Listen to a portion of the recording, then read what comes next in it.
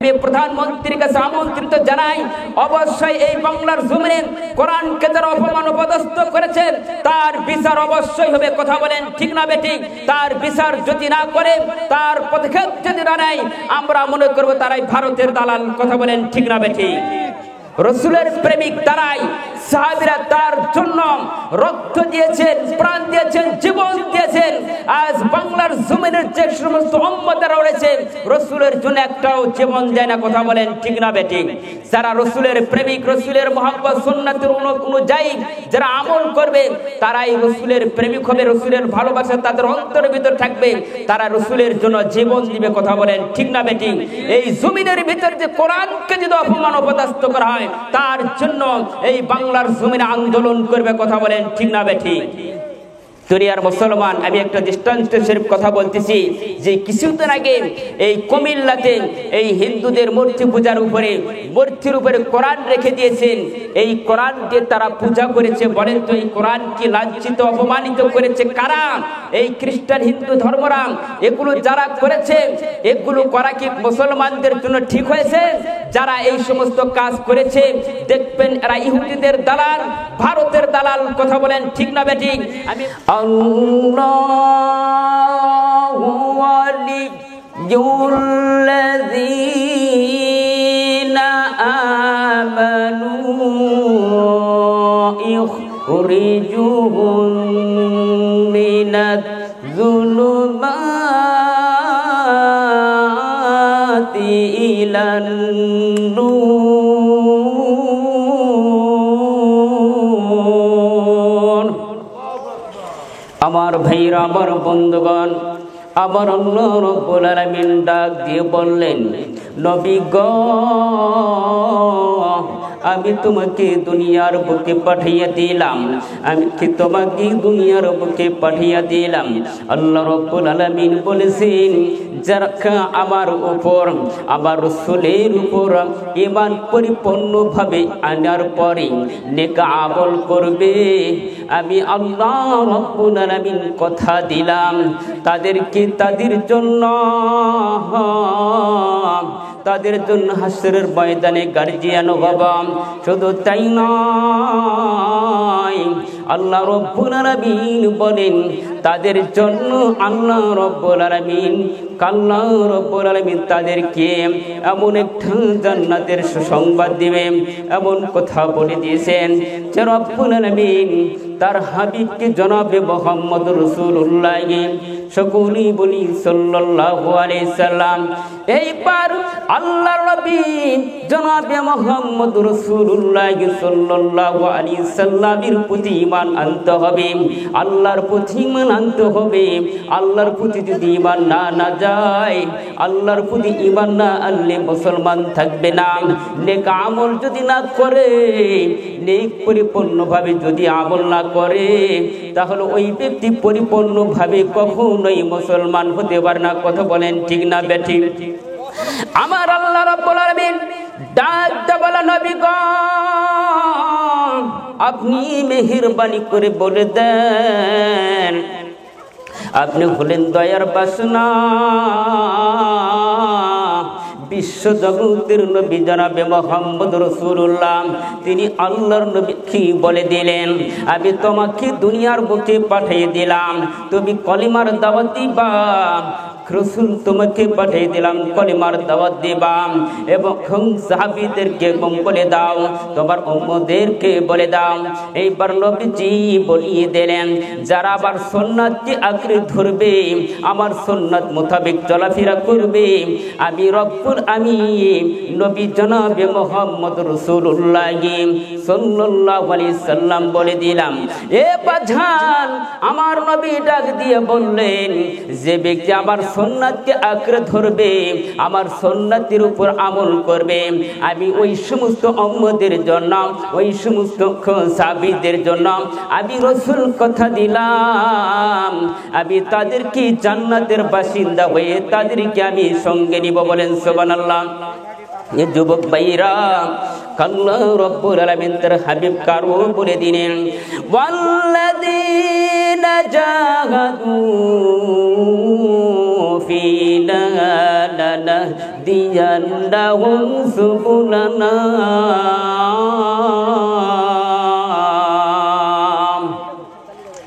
এইবার আল্লাহ রাব্বুল আলামিন সূরাতুল আনকাবুর মধ্যে বলে দিলেন 69 নম্বর আয়াত আল্লাহ পাক বলে দিয়েছেন, যারা আবার হিদায়াতের জন্য তালাশ করবে আমি রব্বুল আলামিন তার জন্য আমি হাত বাড়াই দেই, তার কাছে আমি স্বয়ং যাই। আল্লাহ রব্বুল আলামিন ডাক দিয়ে বলেন, হাবিব গো আমি তার কাছে নিজেই স্বয়ং আমি আল্লাহ দেখা দেই। বলেন সুবহানাল্লাহ। সেই আল্লাহকে ডাকতে হবে কি না, সেই আল্লাহকে স্মরণ করতে হবে কিনা, আল্লাহ রাব্বুল আলামিনকে স্মরণ করতে হবে, আল্লাহর উপর নেক আমল করতে হবে, নবীর উত্তর প্রেম প্রীতি ভালোবাসে তার অন্তরের ভিতরে ডাকতে হবে। আল্লাহকে ডাক রে বান্দা আল্লাহকে ডাক, আল্লাহকে ডাক রে বান্দা আল্লাহকে ডাক, আল্লাহকে ডাকতে ডাকতে জীবন চলে যাক রে বান্দা জীবন চলে যাক। আল্লাহকে ডাক রে বান্দা আল্লাহকে ডাক, আল্লাহকে ডাকতে ডাকতে জীবন চলে যাক রে বান্দা জীবন চলে যাক। যখন তুমি ছোট ছিলে দাঁত ছিল না মুখে, তরল খাবার দিলে আল্লাহ মায়ের বুকেতে। যখন তুমি ছোট ছিলে, যখন তুমি ছোট ছিলে কেউ ছিল না তোমার, এখন তোমার পর হয়েছে সব হয়েছে আমি রে বন্ধু, সব হয়েছি আমি। এইবার রব্বুল আলামিনকে স্মরণ করতে হবে, আল্লাহর উপর ঈমান আনতে হবে। আমার ভাইরা রে, যারা নবীর প্রেম প্রীতি ভালোবাসা মহব্বত অনুযায়ী যারা চলাফেরা করবে তাদের মুসিবত বাংলার জমিন হবে। কথা বলেন ঠিক না বেঠিক? কমপ্লিট গুড অফ লাইফ কোরআন হচ্ছে পূর্ণাঙ্গ জীবন ব্যবস্থা। যারা কোরআন মানবে তাদের বিপদ অবশ্যই আসবে। কথা বলেন ঠিক না বেঠিক? যারা কোরআনের বিপক্ষে থাকবে তাদের কোনো বিপদ আসে না, কোরআনের পক্ষে যারা থাকে তাদের কিন্তু বিপদ বাংলার জমিনে। কথা বলেন ঠিক না বেঠিক? যুবক ভাইরা, আল্লাহ রাব্বুল আলামিন তার হাবিব কারো বলে দিলেন যারা আমাকে মহব্বত করবে, কারণ সাহাবায়ে কেরামরা রাসূলকে মহব্বত বেশি করেছে। কথা বলেন ঠিক না বেঠিক?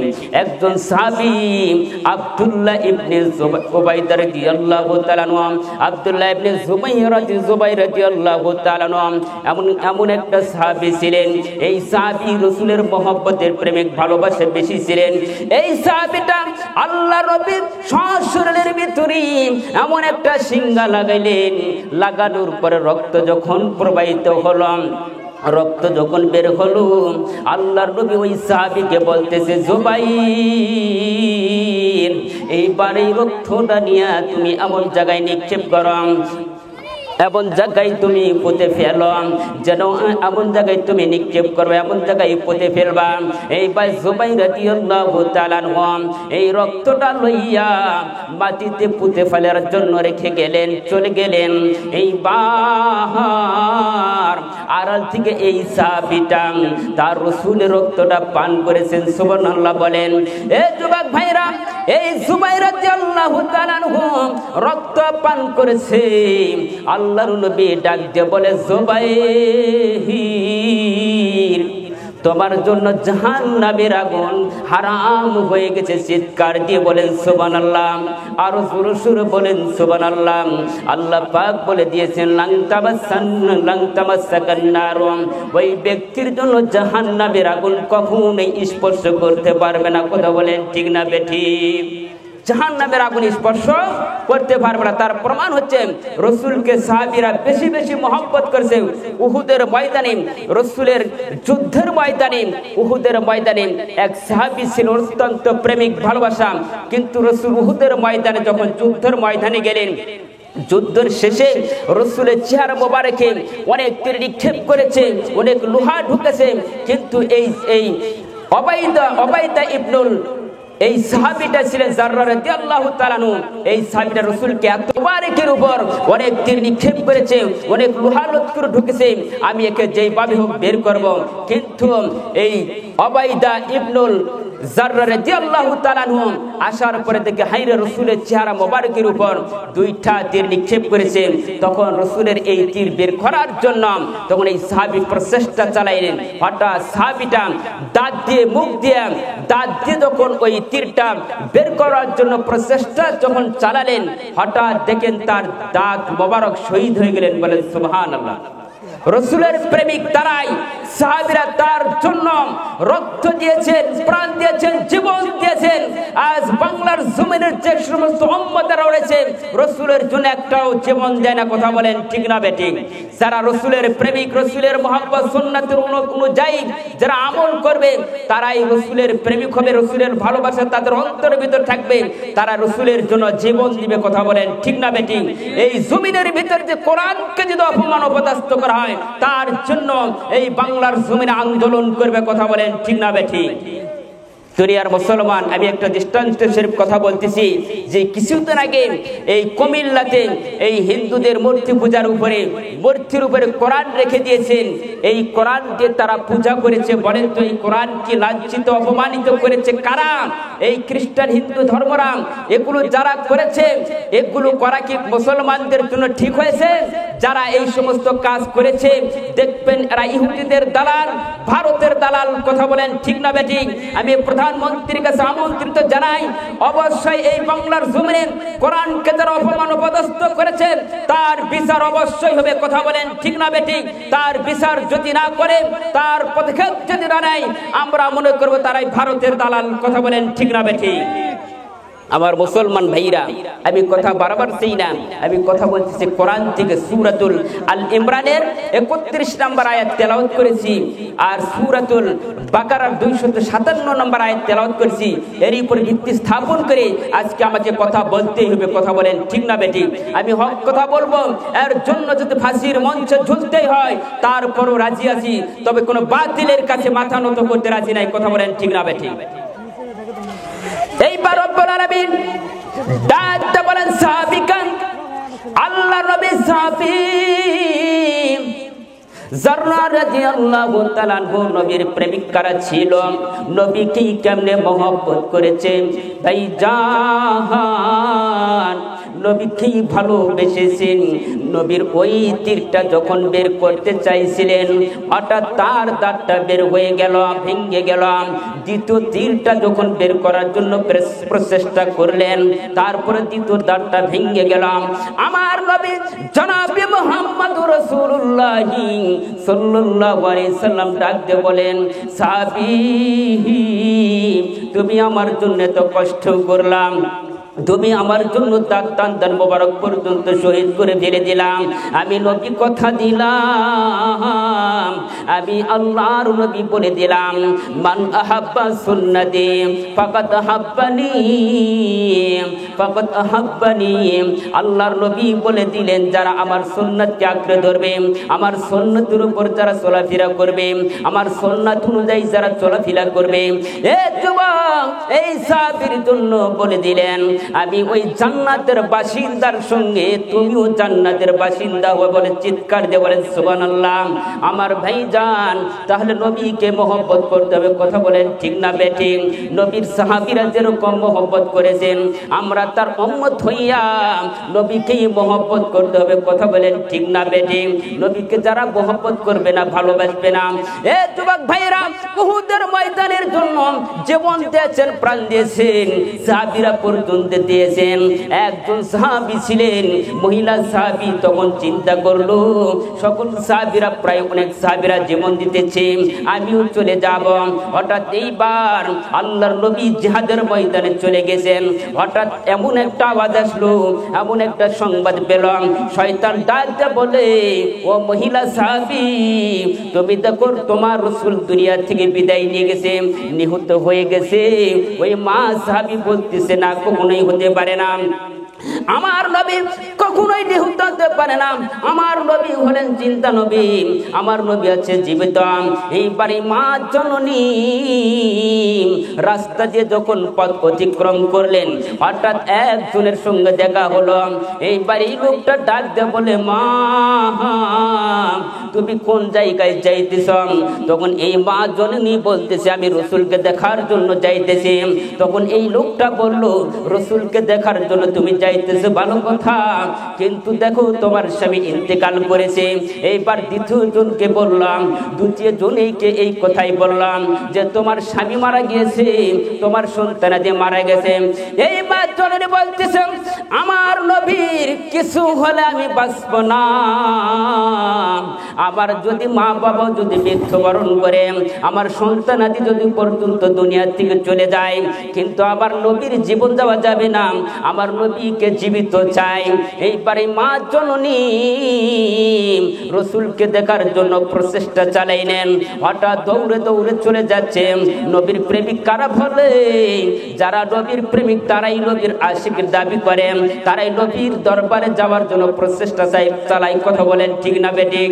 ত্রিভুবনে প্রিয় মুহাম্মদ, ত্রিভুবনে প্রিয় মুহাম্মদ, কোরআনে প্রমাণ, মোহাম্মদ বিনে কে বুঝিবে আমার দয়ার নবীর শান, মোহাম্মদ বিনে কে বুঝিবে আমার দয়ার নবীর শান, আশিক বিনে কে বুঝিবে আমার দয়ার নবীর শান। নবী আমার রহমাতাল লিল আলামিন, কোরআনে প্রমাণ, মোহাম্মদ বিনে কে বুঝিবে আমার দয়ার নবীর শান, মোহাম্মদ বিনে কে বুঝিবে আমার দয়ার নবীর শান। নবী আমার মদিনার বুলবুল,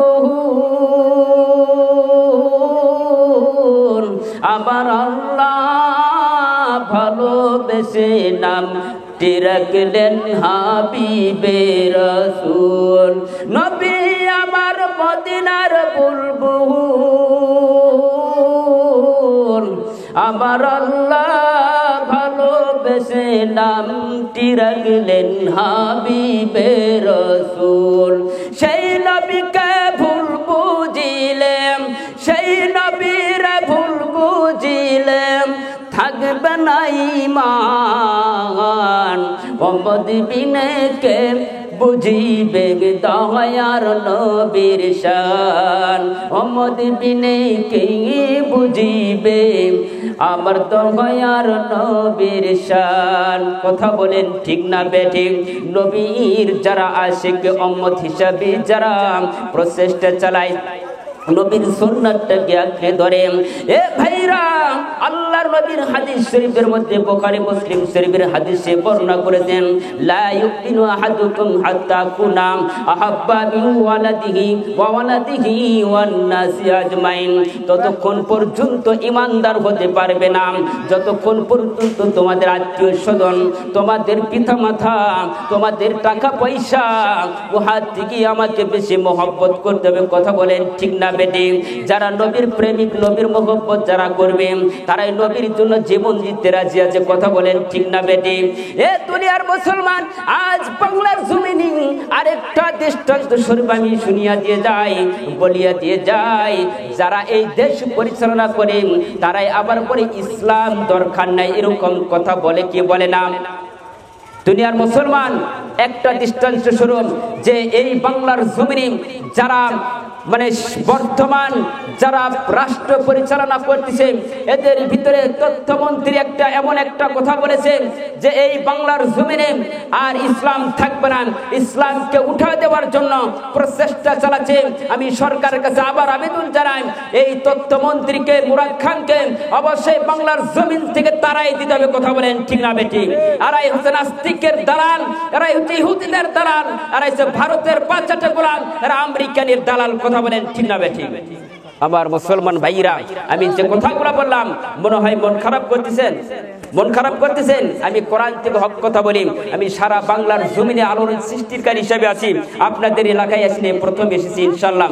আল্লাহ যদি তৌফিক দান করেন ইনশাল্লাহ আসবো। তো আপনারা আমার জন্য দোয়া করবেন আমি যেন কোরআনের হক কথা বলতে পারি। কথা বলেন ঠিক না বেঠিক? যুবক ভাইরা, যে সাহাবীদের মধ্যে আরেকটা সাহাবী ছিলেন, সেই সাহাবী রাসূলের প্রেমিক, ভালোবাসা মহব্বত করেছেন। যে সাহাবীরা, সকল সাহাবীরাই রাসূলকে মহব্বত করেছেন, ভালোবেসেছেন, জীবন দিয়েছেন। আমরা তার উম্মত হয়ে কি জীবন দিয়েছি? রাসূলের জন্য কি রক্তাক্ত হয়েছি? কোথাও হয়েছি? বাংলার জমিনে যারা আলিম ওলামারা রক্তাক্ত হয়েছে, অনেক আলিমদেরকে বাংলার জমিনে আজ এই তাদেরকে এই নির্যাতিত মামলার হত্যাকে তাদেরকে এই বাংলার জমিনে তাদেরকে বন্দী করা হইতেছে। দুনিয়ার মুসলমান আপনারা জেনে থাকুন, যে উয়ের যখন পাকা হয়ে যায় অবশ্যই সেদিন এই পাকা অবশ্যই ভেঙে পড়বে। কথা বলেন ঠিক না বেঠিক? দুনিয়ার মুসলমান আলিম ওলামাদেরকে বন্দী করে কোনো লাভ হবে না। একজন আলিমকে বন্দী করবেন, সারা বাংলার জমিনে হাজার হাজার আলিমেরা তৈরি হবে। কথা বলেন ঠিক না বেঠিক? একজন আলিমকে বন্দী করে তো লাভ নেই। বন্দী করে লাভ আছে? কয়টা আলিম বন্দী করবেন? সারা বাংলাদেশের লোককে সকলকেই বন্দী করতে হবে, সকলকেই আটকে রাখতে হবে। ঠিক আছে, তাই আমি বলতে চাই যে আমাদের রাসূলের মহব্বত সকলের দরকার আছে না নাই? রাসূলের সুন্নাত সকলের পালন করা দরকার আছে না নাই? সকলকেই দরকার আছে। মুসলমান ভাইরা, আমি যে কথা বলেছিলাম, রাসূলের প্রেমিক যারা রাসূলের ভালোবাসা মহব্বত করবে, আল্লাহ পাক বলেছেন কুল ইন কুনতুম তুহিব্বুনাল্লাহ। আল্লাহ পাক বলেছে, হে নবী আপনি বলে দিন, যারা আমাকে ভালোবাসবে, আল্লাহকে যারা ভালোবাসবে তারা যেন আমাকে অনুসরণ করে। আর রাসূলকে অনুসরণ করা মানে আল্লাহ রাসূল বলে যে আমাকে যারা অনুসরণ করবে, অনুকরণ করবে, আল্লাহ রাব্বুল আলামিন তার तमाम জীবনের জিন্দেগীর গুনাহকে maaf করে দেবেন। বলে সুবহানাল্লাহ। আর উলামাতুল ওয়ারাসাতুল আম্বিয়া, নবীদের ওয়ারিস কারা? নবীদের ওয়ারিস কারা? আলিমরা। নবীদের ওয়ারিস যদি আলিমরা হয়ে থাকে, নবীর সঙ্গে যদি কেউ মুসাফা করে, আল্লাহ পাক তার तमाम জীবনের জিন্দেগীর গুনাহ খাতা সমস্ত কিছু maaf করে দেন। বলে সুবহানাল্লাহ। কিতাব এটাও বর্ণনা করেছেন, যারা রাসূলের উম্মত, রাসূলের ওয়ারিস, ওই রাসূলের ওয়ারিসদের সঙ্গে কেউ যদি মুসাফা করে, আল্লাহ তার জীবনের সগীরা গুনাহ maaf করে দেন। বলে সুবহানাল্লাহ। তাহলে সেই রাসূলের ওয়ারিস আপনাদের কোনো লাভ আছে? কোনো লাভ আছে? এই বাংলার দেশ থেকে আবার ইসলামকে উঠাও দিতে চাই, তুলে দিতে চাই। কোথায় তুলে দিবা? পারবা না। বাংলার জমিনে একটাবার নেমে দেখো, পারবা না। আলিম ওলামারা সকল মুসলমানেরা যদি একত্রবদ্ধ হয়ে এই বাংলার জমিনে যদি নামতে আমরা পারি, সকলে যদি নামি, ইসলামের আন্দোলন কর্মীরা যদি সকলে নামি, আমার দৃঢ় বিশ্বাস এই সমস্ত নাস্তিক বেঈমানেরা বাংলার জমিনে থাকতে পারে না। কথা বলেন ঠিক না বেঠিক? দুনিয়ার মুসলমান, সেই রাসূলের সুন্নাত দরকার আছে না নাই? রাসূলের আদর্শ প্রয়োজন আছে না নাই? হযরত জাররা রাদিয়াল্লাহু তাআলা আনহু, রাসূল এমন অবস্থায় একটা বক্তব্য দিচ্ছেন, হঠাৎ এই সাহাবীটা দাঁড়ায় আছে। কি আছে? দাঁড়ায় রয়েছে। আল্লাহর নবী ওয়াজ করতেছেন, কিন্তু সাহাবীর দিকে লক্ষ্য করেছেন যে সাহাবীটা দাঁড়ায় রয়েছে। এইবার আল্লাহর নবী ডাক দিয়ে বলেন, জাররা রাদিয়াল্লাহু তাআলা আনহু, তুমি কেন দাঁড়ায় রয়েছো? কিন্তু এইবার সাহাবীকে ডাক দিয়ে বলে, সাহাবী রে, তুমি কেন দাঁড়াইয়া রয়েছ? তুমি কেন বসো নাই? আল্লাহর নবীকে বলে, আমার তো বসার প্রয়োজন না হুজুর, আমি দাঁড়াইয়া দাঁড়াইয়া আপনার কথা শুনবান। এ যুবক, আল্লাহর নবী জনাবে মুহাম্মদুর রাসূলুল্লাহ, সকলেই বলি সাল্লাল্লাহু আলাইহি সাল্লাম। এইবার নবী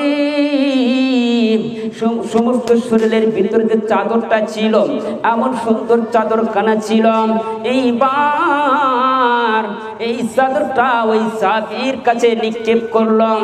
এই সাহাবীটা একটা বলে, ইয়া রাসূলুল্লাহ, ইয়া হাবিবাল্লাহ, আপনার চাদরের উপর বসার কোনো এই বিশ্ব জগতের কোনো ব্যক্তি নাই। চিৎকার দিয়ে বলেন সুবহানাল্লাহ। এ যুবক, সাহাবীরা যদি এইরকম মহব্বত করতে পারে, ভালোবাসতে পারে, এই নবীর সুন্নাতটা যদি আঁকড়ে ধরতে পারে, আমরা তার নবীর উম্মত হয়ে কেন পারবো না? কথা বলেন ঠিক না বেঠিক? এই যে আসতেছে আমাদের রবিউল আউয়াল মাসের দিন, জিয়ারতের দিন, সকলেই তো আমরা দোয়া করবো। এরকম সমাজের লোক আছে না নাই? করবে না? রবিউল আউয়াল মাসের দিন আসলে অনেকে জিয়ারতের উদ্দেশ্যে তাবারক নিয়ে যায়। আমরা অনেক মিলাদ মাহফিল করে নিব। হুজুরদের কাছে বলবো যে হুজুর, আমার বাবা মারা গেছে, মা মারা গেছে, আমার আত্মীয় স্বজন নানা নানি অনেকে মারা গেছে, এর জন্য আপনি একটু দোয়া করেন। বলেন তো, হুজুরকে খাওয়াইছেন, আপনি খান নাই, পেট ভরবে? কথা বলেন, আপনি খান নাই, আপনার কি পেট ভরবে? হুজুরকে খাওয়াতে হবে, আপনাকেও খেতে হবে। তার মানে উনি একজন আলিম হয়েছে, আপনাকেও আলিম হতে হবে। কথা বলেন ঠিক না বেঠিক? ঠিক কি না? তলাবুল ইলমি ফারিদাতুন আলা কুল্লি মুসলিম, প্রত্যেক নর নারীকে ইলমে জ্ঞান অর্জন করা ফরজ। কথা বলেন ঠিক না বেঠিক? আল্লাহ রাসূল তো বলে নাই যে জ্ঞান অর্জন করা সকল মুসলমানদের জন্য সুন্নাতে, কথা বলে নাই, বলছেন ফরজ। তার মানে ফরজ আইন মানতেই হবে। ফরজের আইনকে অমান্য করা মানে ওভারটেক করা, ডিলিট করা, ফরমেট দেওয়া, তার মানে যে ওই ব্যক্তি ইসলামকে ফরমেট দিয়েছে। কথা বলেন ঠিক না বেঠিক? আমার যুবক ভাইরা, আমি যে কথাগুলো বলতেছি আপনারা মনে হয় বিরক্ত হচ্ছেন? বিরক্ত হবেন না। আমি কোরআনের হক কথা বলতেছি এবং বলতেই হবে। দুনিয়ার মুসলমান, আমি বলতেছি যে রসুলের সুন্নাতটাকে আঁকড়ে ধরতে হবে। সাহাবীরা কষ্ট করে জীবন দিয়েছেন, সাহাবীরা কত কষ্ট করেছে তার জন্য। হযরত দাজার রাদিয়াল্লাহু তাআলা আনহু ইনোজ তার জীবন দিয়েছেন, কষ্ট দিয়েছেন। রাসূল সাল্লাল্লাহু আলাইহি ওয়াসাল্লাম যখন উহুদের ময়দানে গেছেন, রাসূল সাল্লাল্লাহু আলাইহি ওয়াসাল্লাম যখন জিহাদ করেছেন, রাসূলের জন্য একটা ক্ষতি না হয়, এই সাহাবী দাজান রাদিয়াল্লাহু তাআলা আনহু এই সাহাবীটা রাসূলের ঢাল স্বরূপ হিসাবে সামনে ব্যারিকেড দিয়েছেন যে রাসূলের গায়ে যেন একটা তীর নিক্ষেপ না হয়। বলেন সুবহানাল্লাহ, সুবহানাল্লাহ। এইবার দাজান রাদিয়াল্লাহু তাআলা আনহু আল্লাহর নবীর সাহাবী, আল্লাহর নবী সাল্লাল্লাহু আলাইহি সাল্লামের সঙ্গে, ইয়া হাবিবাল্লাহ, আপনি এখানে দাঁড়াবেন আর আপনার সামনে আমি দাঁড়াইব। তার মানে হলো আপনাকে যেন একটা তীর নিক্ষেপ না হয়, আপনার শরীরের ভিতরে যেন একটা তীর না ঢোকে। এ যুবক, এই সাহাবীটা আল্লাহর নবীর সামনে দাঁড়াইলেন। এই সাহাবীর শরীরের ভিতরে কাফের বেঈমানেরা এত কষ্ট করে তীর ঢুকাইছে। এই সাহাবী এত কষ্ট করেছে, এত কষ্ট করার পরও ইসলাম থেকে এক কিঞ্চিত পরিমাণ সরে নাই। আমার ভাইরা রে, আমার বন্ধুগণ, এ বাপুনেরা, আপনারা খুব খেয়াল করে শুনবেন। সাহাবীরা কষ্ট করেছে, আপনাদের মতন মাওরা কষ্ট করেছে, মারা পর্যন্ত জীবন দিয়েছেন। এইবারে সাহাবী আল্লাহর নবীকে ডাক দিয়ে বলে, ইয়া রাসূলুল্লাহ, ইয়া হাবিবাল্লাহ, আপনি দাঁড়ায় থাকবেন, আমি আপনার সামনে দাঁড়ায় থাকব। কাফের বেঈমানেরা জানো একটা তীর পর্যন্ত আপনাকে না ঢুকাইতে পারে। আমি সাহাবী, আমি আপনার সামনে দাঁড়ায় থাকবো, একটা তীরও আপনার লাগবে না। এইবার সাহাবীরা ঢাল স্বরূপ হিসাবে দাঁড়ায় রয়েছে।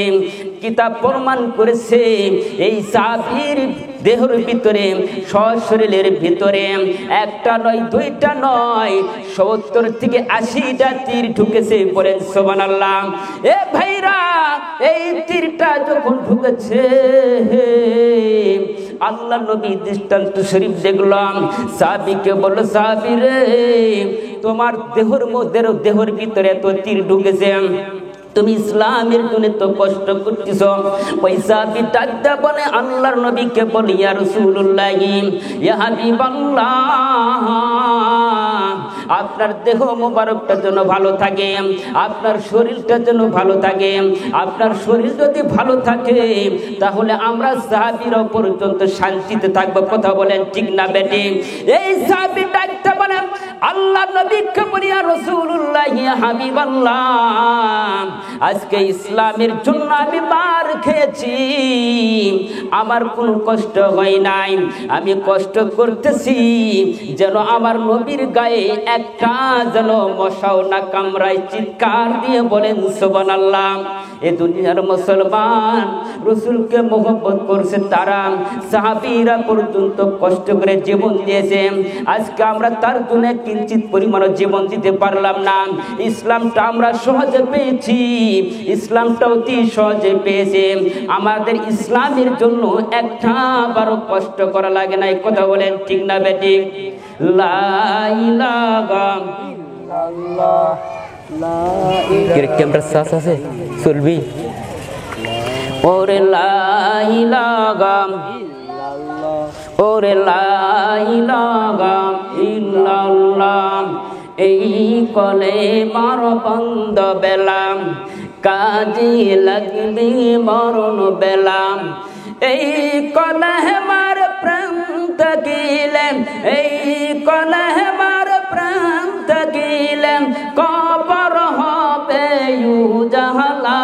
ওরে লা ইলাহা ইল্লাল্লাহ, ওরে লা ইলাহা ইল্লাল্লাহ, লা ইলাহা ইল্লাল্লাহ।